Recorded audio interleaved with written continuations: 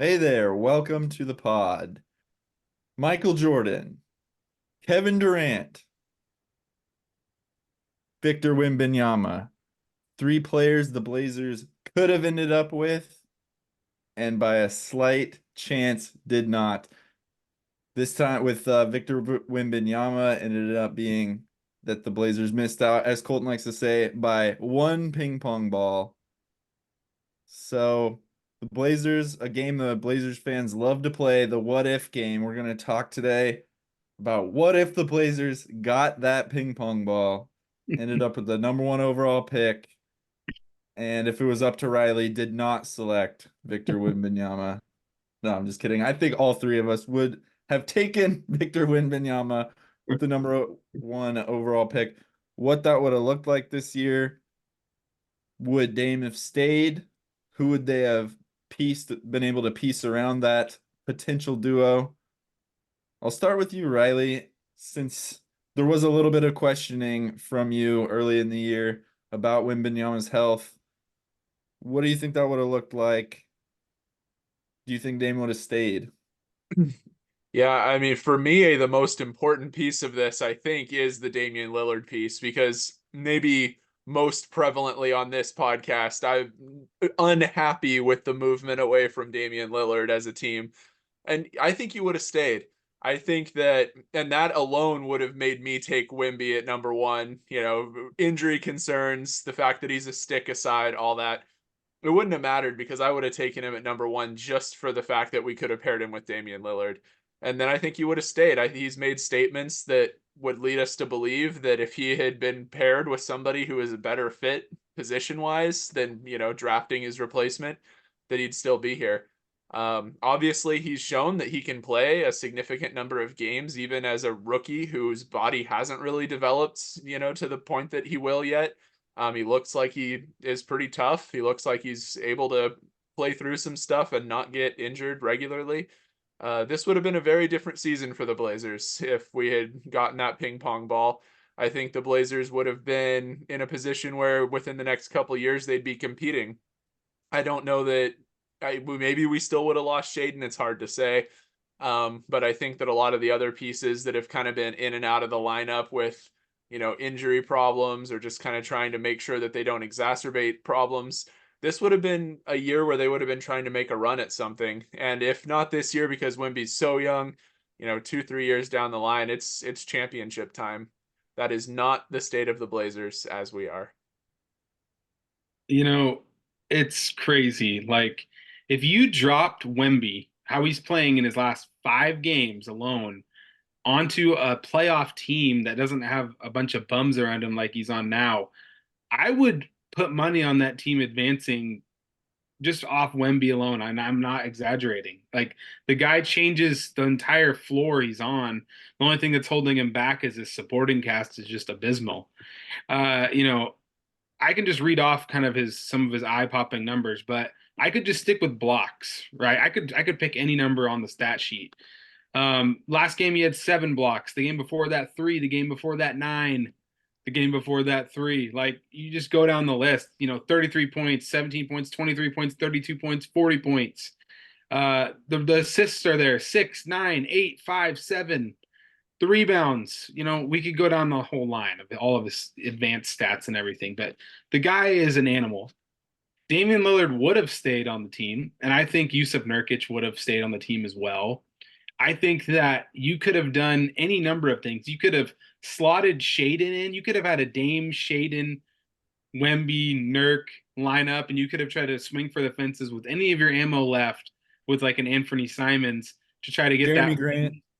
Yeah, you'd have Jeremy Grant. I mean, and you could have tried to get another wing coming off the bench with all the pieces that were left. It would have been a way different season. You're right. I think they could have went kind of chased, honestly. There's been rumblings that the Spurs are looking to chase Trae Young in the offseason, which the Hawks would be, that would be an expensive move for the Spurs. But pairing Trae Young with Victor, that'd be like, Dame and Victor would be supercharged version of that lineup. And I know Dame's playing with Giannis now, but I'm telling you, that would have been a nightmare matchup for opposing defenses with how Dame plays. So I would have really liked to see it. It is another massive what if, another question mark.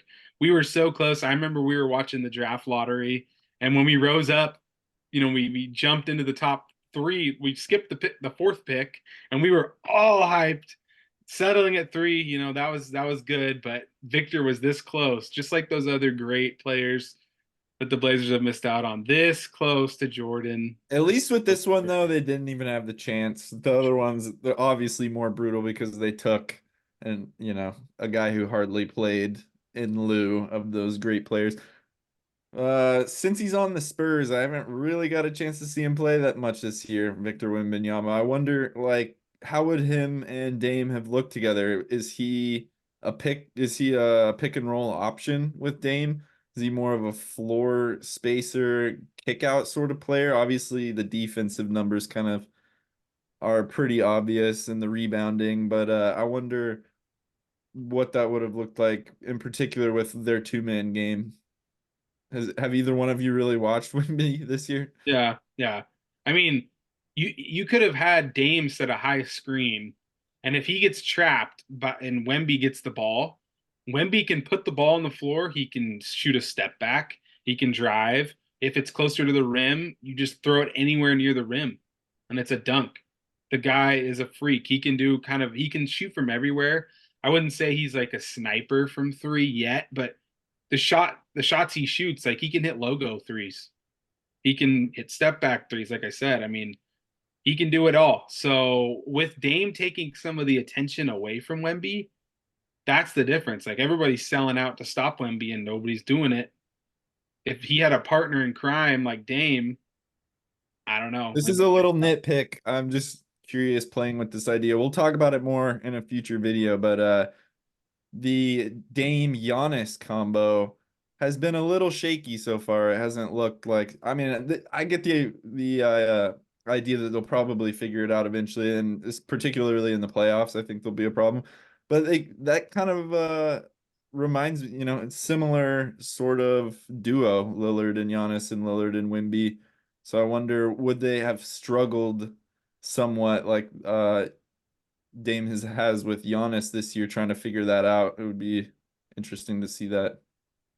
Couple of thoughts on that. I think that Giannis and Wemby are different enough players offensively.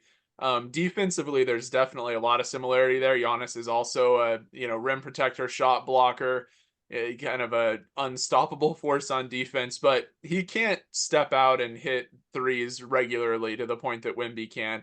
And yeah, with Dame and Wembanyama, what I would have liked to see is some pick and roll, yes, but also some pick and pop, almost like an Aldridge kind of a position. He can do that. I mean, he definitely can do more than Aldridge could because of his physical gifts, but like his ability to hit shots from the wing or from, now everything's just moved out further than when Aldridge was in his heyday. So now that same move, that same set of moves is basically just beyond the 3-point line, and he can hit it from out there.